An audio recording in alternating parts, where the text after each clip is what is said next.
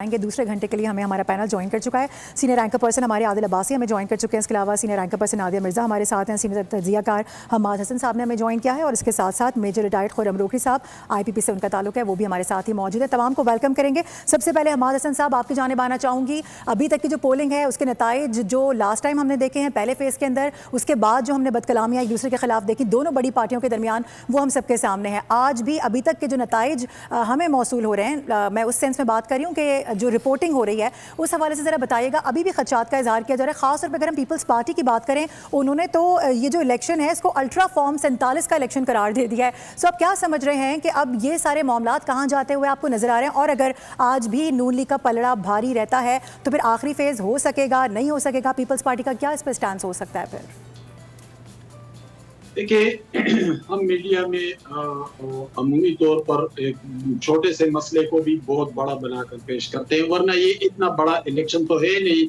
इस वक्त सिर्फ मुजफ्फराबाद डिवीजन में इलेक्शन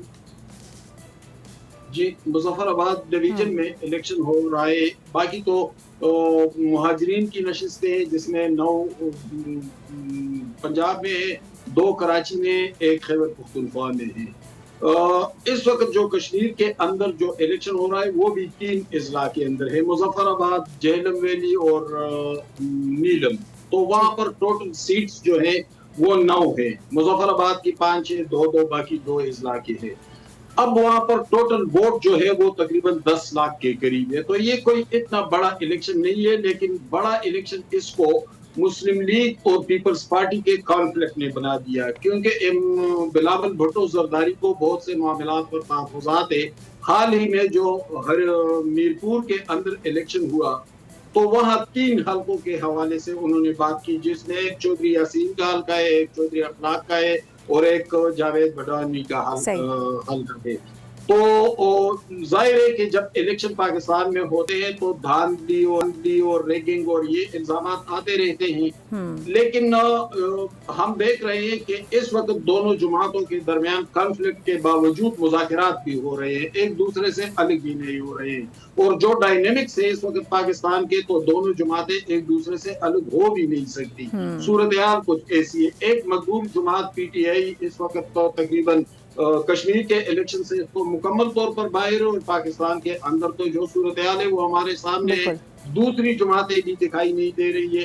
अब इस इलेक्शन के नताइज आएंगे तो तकरीबन 21 हल्कों के नताइज सामने आएंगे। मुस्लिम लीग को फिलहाल जो बरतरी हासिल है, जो मीरपुर के नताइज आए थे, तकरीबन 9 सीटें वो 13 में से ले गए थे।